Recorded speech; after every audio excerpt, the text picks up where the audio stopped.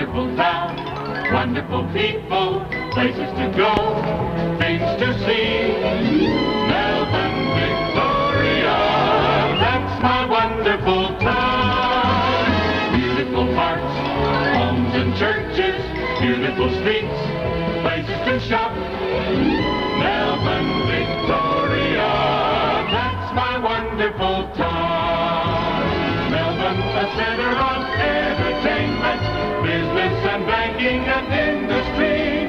Melbourne, a center of communication, the home of Radio 3DB. Yes, Melbourne is great to live in and work in. A friendly and happy place to be. Melbourne, Victoria, that's my wonderful town. Melbourne has the cup and the football. Melbourne has the MCG. Melbourne has them all, but that's not all.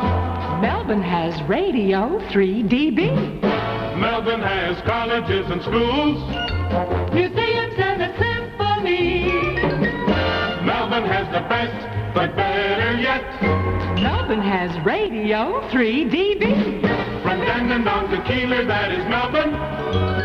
Footscray and Hawthorne agree. Camberwell, Collingwood and Caulfield too. They like Radio 3DB.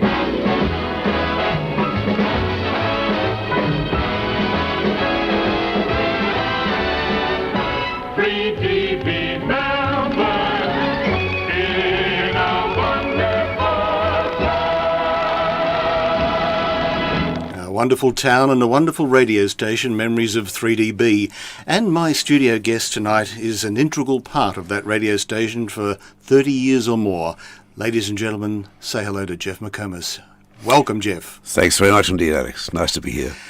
And you don't look much changed from what you were when I can remember you from 3DB. Well, we had a manager once, Alex, whose name was Fred Flowers, who said that you looked old when I first saw you. So you don't look any older now. Well, it's terrific, marvellous, and welcome to our station. Thanks very much. I don't know about many other people out there listening, but my radio at home when I was a lot younger was always on 3DB, and I can remember the mellifluous tones of you reading the news. Yeah, well, 3DB was a family station in those days when families got around the radio and listened to the whole damn thing. Yes. As a family.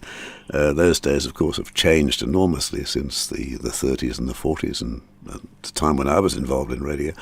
But, it's just a completely changing medium. But it's a great medium. I love it. It's great listening. Yeah, it's a wonderful medium. Geoff, were you born in Melbourne? No, I was born in Ballarat, actually. Well, I was born in Melbourne, but we went to Ballarat when I was just a very small child. Right. And I had about 10 years at primary school there. Then we came back to Melbourne I can't remember the year, but it was after about 10 years. Then I went to secondary school here in Northcote High School, and then I went into the public service as a job. My mother was very fiercely independent and decided that her sons would be in secure jobs. So my brother got a job in a bank, and as you did, and I was in the public service. Yes. And then after about 2 years there, I developed tuberculosis. Oh. And I had to go into a sanatorium for a year. And the prognosis in those days was not terribly good. You either lived or died because there were no drugs for it, you see. Yes. And it was in that sanatorium for a year that I became interested in radio because they had a local sort of radio station within the sanatorium just to so the doctors could talk to the patients once a week sort of thing. Yes.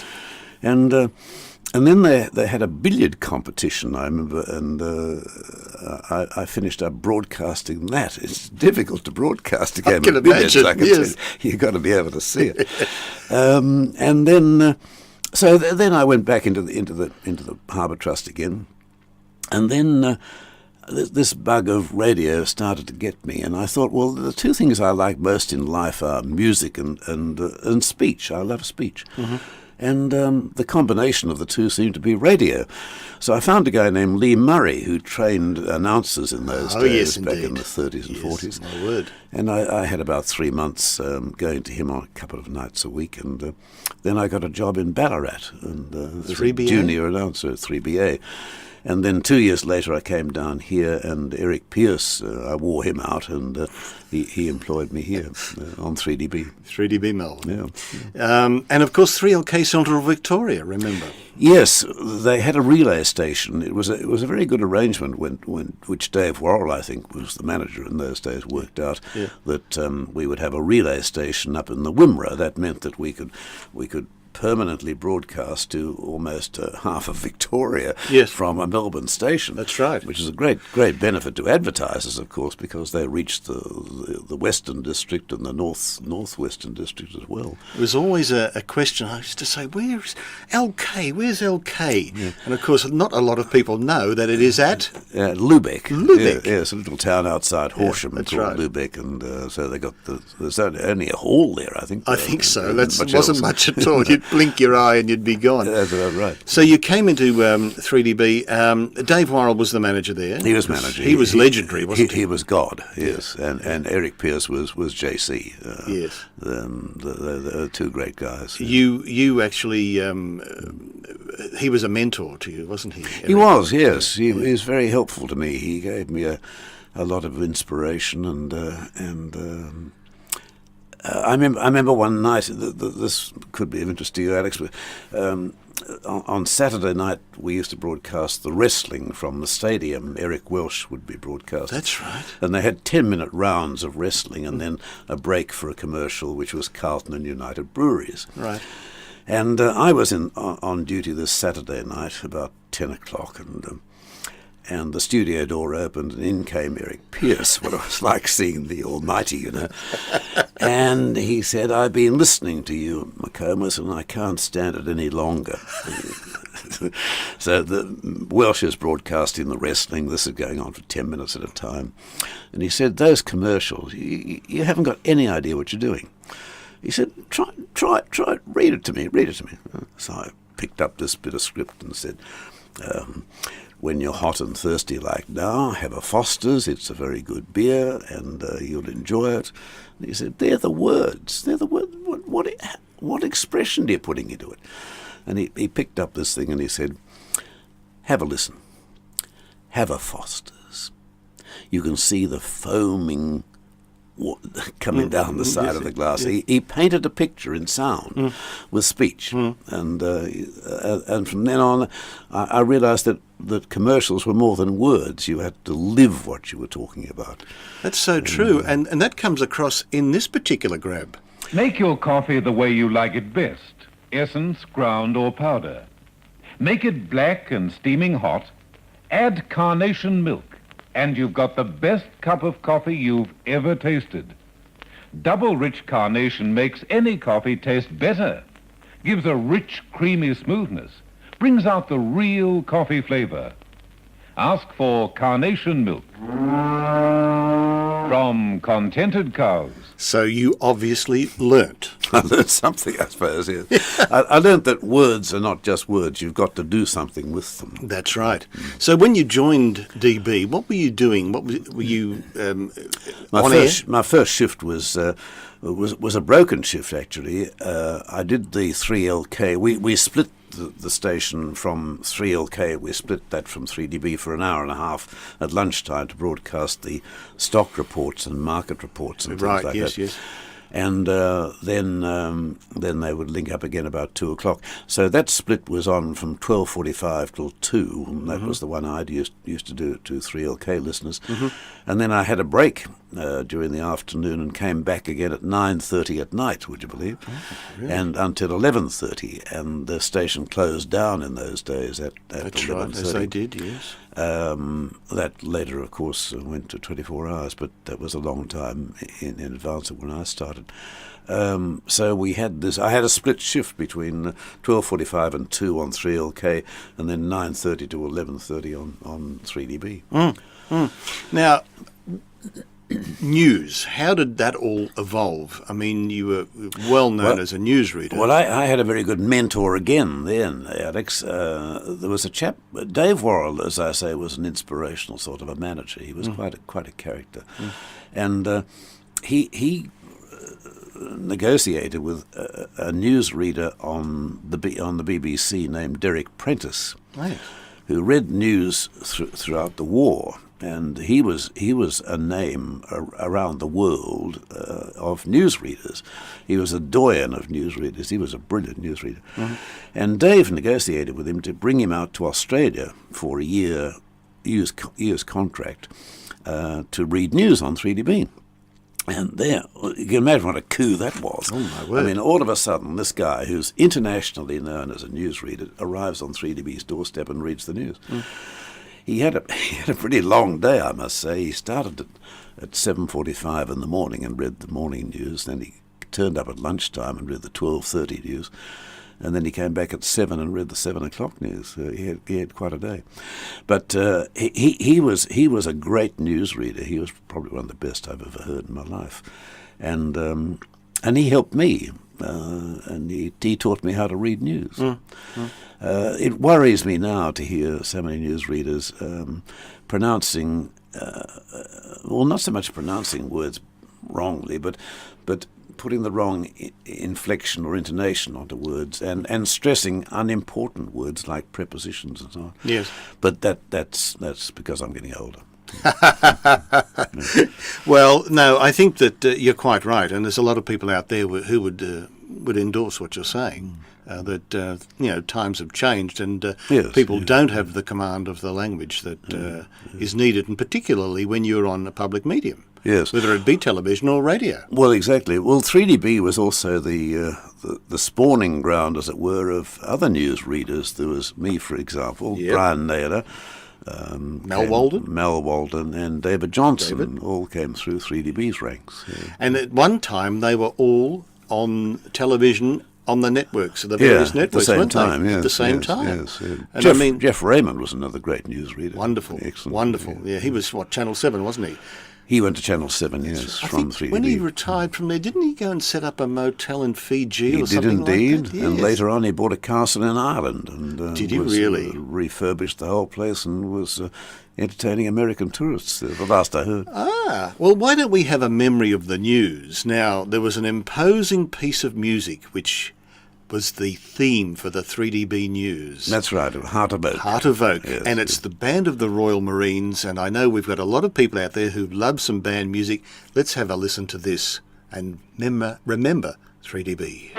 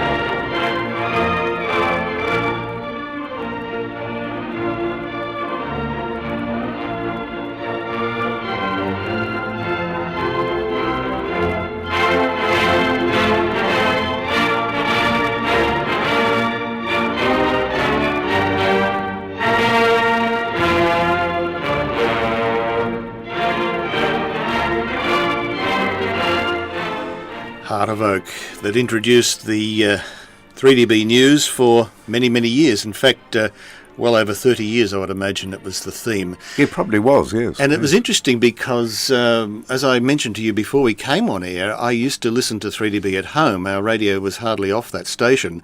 And when I started secondary school, we marched in to that particular recording. Oh, really? That one.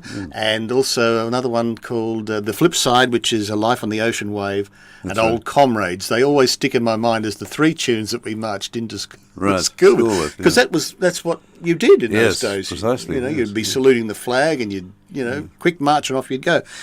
But the news was so good on 3DB, I suppose, because it was with the Herald Sun. Well, they had the resources of That's right. the biggest news gathering organisation in the Southern Hemisphere, so it was pretty big. Yeah. But there were, as you say, three major bulletins. There was the 7:45, the 12:30, and the 7. Correct. Yes, And that changed in order of importance.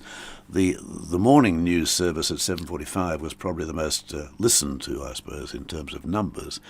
12:30 was pretty big as well. 7 o'clock, prior to television, of course, was the premier time of reading the news.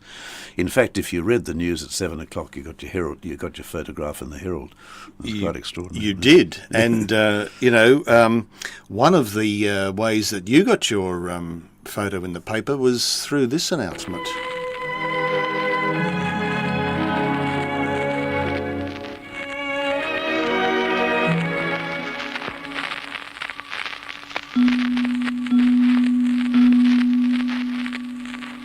Ladies and gentlemen, we interrupt this broadcast with a news flash from the Herald. I've just been informed that His Majesty King George VI died peacefully in his sleep at Sandringham a few hours ago. The King was 56 years of age. That's all the information we have at the moment, but repeating that news flash from the Herald, His Majesty King George VI died peacefully in his sleep at Sandringham a few hours ago. God save the Queen. A very important announcement, and a sad one too. It certainly was. It was a memorable night, that one. I think it was a Tuesday or a Thursday, about 9:15, and the phone in the studio rang while I was presenting a program, and Lionel Hogg, the chief of staff of the Sun, just gave me the information the King had died. And what do you do? I was there. I had a turntable operator, and Norman Spencer, who was program director, he was working back that night, fortunately. So I thought the best thing to do was to play the national anthem, and that lasted for 3 minutes. So that gave me a bit of breathing time after making the announcement that the King had died. So 3 minutes later, and then I got hold of Spencer, and we grabbed a couple of hymns out of the library. And I forget what the hymn was. It was something like Onward Christian Soldiers. So I said that this was a great favourite of the King's, not knowing whether it was or not, but just played it. Gave us another 3 minutes. Yes. And by that time we started to ring people, people like ministers of religion and leaders of churches and politicians and premiers and heavens knows what. Yeah. And Eric Welsh, who was at a meeting in Port Melbourne, some sort of a council meeting, and he came in, and Welsh had an amazing memory of things. Phenomenal. And he came. He arrived about 10 o'clock. We'd filled in then with various people who just arrived on the doorstep, and talked about the royal family and the line of succession and things of this kind. Then Eric Welsh arrived, and the day was saved because he was absolutely brilliant. Yes. Talking about recollections of King George during the war and all sorts of things. And saved the day, and we scored a lot of points that night. Well, Welsh had a photographic memory, as I recall. I remember reading that somewhere. And he did a program, there was a program on 3DB where the people would write in questions. Yes, called Information Please. Information Please, that's right. Had a panel of Eric Welsh and Crosby Morrison, who was a great naturalist. Yes. Professor Osborne, who was a Professor of Emeritus at Melbourne University. And Zelman Cowan used to The appear ex-Governor on... General. Yes, he used to appear on it too. A Saturday night program between 7:30 and 8, and people would write in with their questions or to which they knew the answers, but, yes. And try and trick the panel. Yes. And Welsh was quite amazing. It was compared by a guy named John Stewart. One of the interesting stories about that program was, if you have time to hear this, sure.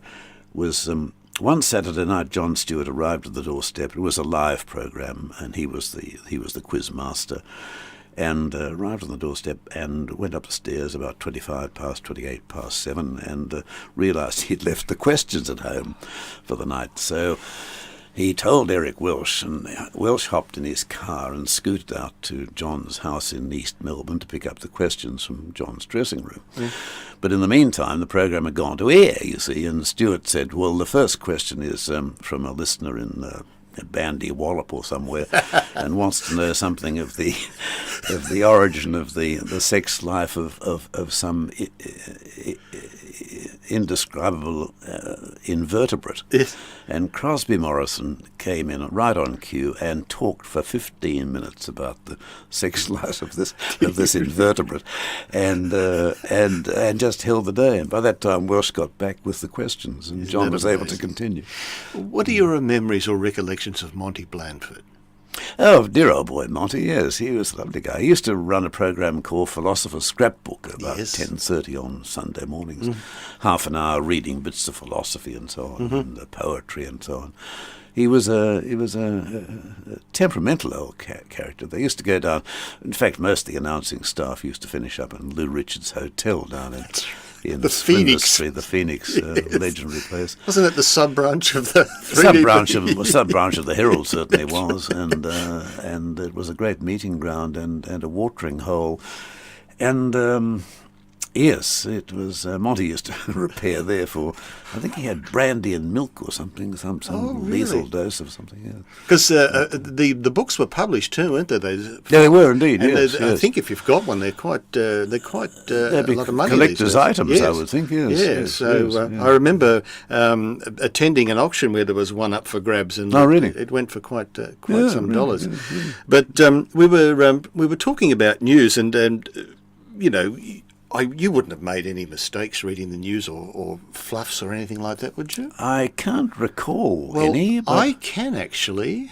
This message from Paris will doubtless be intelligible to women only. It says, Christian Dior has swapped his H line for an A line.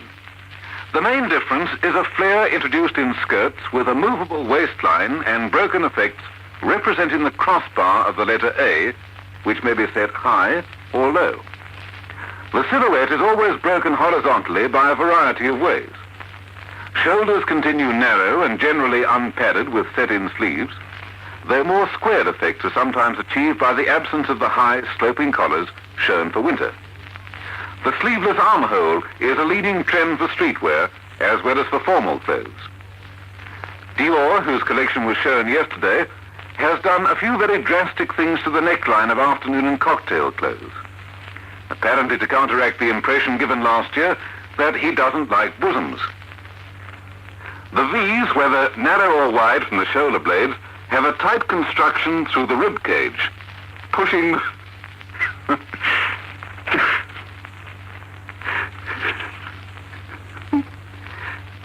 One deep plunging V is cut to the bottom of the rib cage. The high collarless necklines receive a new banded trim of self-fabric which is cut separately and tacked at the front or evolved from modified draping. The loose arched loop, Dior calls them ribbon collars, fall free at the back. There's much more of this sort of thing, but that's all we have time for. Yes, indeed. It's an excruciating moment, Alex, when you start to laugh on air. You go hot and cold, and you sweat, and you do also. You'd almost die. That wouldn't have happened many times, though. Not with you. No. Fortunately, that was about the only one. Funnily enough, I was in America some years later, and the guy on a radio station in Chicago said, "Oh, you're from Melbourne?" He said, "You got to hear this recording I got of this guy cracking up on the news." And it was you? And it was me. Oh, no, it's gone around the world. It has indeed. Yeah. Pity you're not getting royalties. Yes, yeah, pity about that. Geoff, I wanted to ask you about something that you were involved in, I think on both radio and television, was Music for the People. Yes, these were concerts held in the Maya Music Bowl on Sunday afternoons between 3 and 5. And Hector Crawford was the organiser of it. It was sponsored by the state government. That's right. And Hector got together an orchestra, and various soloists would appear, including, of course, Glenda Raymond, whom I'm sorry to see died recently, and any visiting celebrity who was in town or who was on the entertainment circuit would appear at this concert. Yes, it was a very popular thing. Yeah. As I remember hearing it on radio, but then it was televised by Channel 7, and they used to pick it up. I think the final hour, didn't they? They came in at the interval, took the second half of the concert. Yes, I think they might have done that, yes. And you were always the MC. Yes. Yes, well, prior to me, Eric Pierce did it. And, That's right. And then Roland Strong, who was at one stage married to Dorothy Crawford, That's right. sister, Yeah. he compared it. And then I think I was last in line. Yeah, but they were great concerts. They were good, yes. They had some brilliant people performing, great Australian talent. I must say one of the most frightening things I've ever seen, Alex, was at the Music Bowl. It was the time the Seekers came back from their successful London tour. Yes. And the police estimates were 200,000 people. It was huge. I remember that. It was an extraordinary It was sight. an amazing day, that. And to walk out in front of 200,000 is the biggest audience I've ever faced. You would have felt... pretty insignificant. Exactly.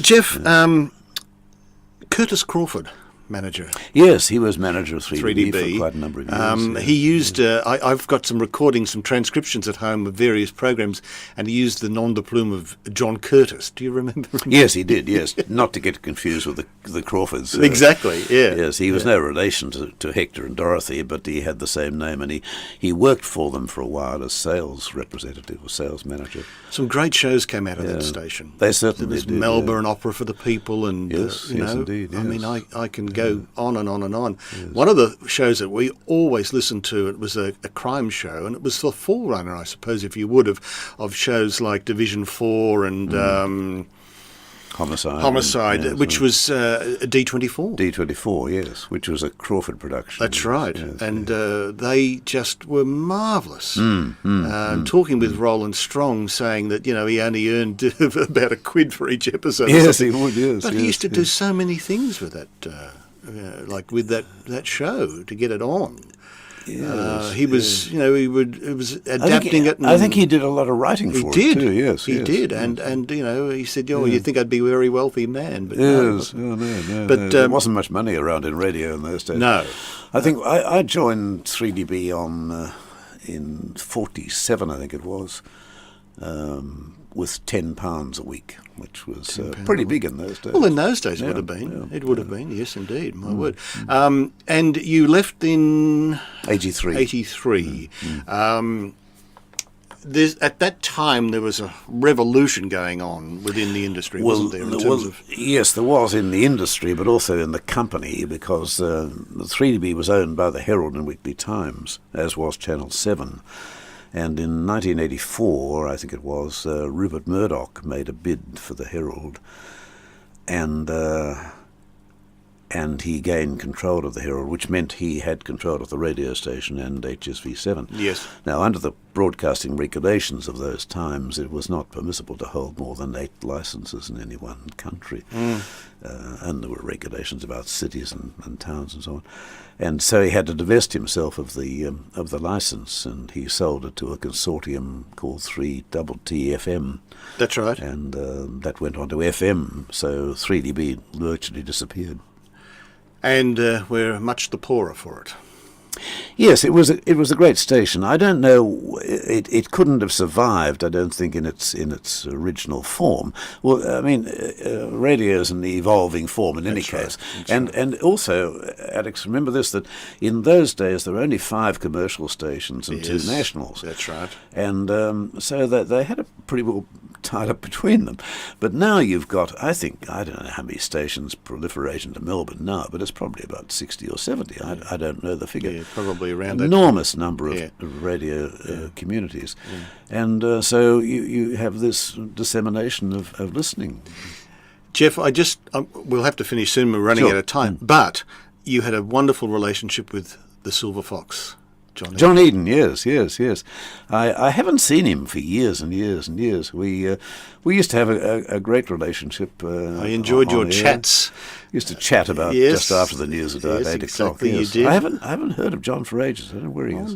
wonder what he's doing. He'd Yeah, be another no one idea. for getting on here and having a Yes, yarn with us. yes. But I want to thank you so much for making your time It's available. I been a know you're pleasure, a busy Alex. man, and it's been a delight, and I'm sure my listeners will have loved catching up with you and finding out what it was like. Thank you very much, and congratulations on the work you're doing here. Thank you very much. My special guest has been Geoff McComas.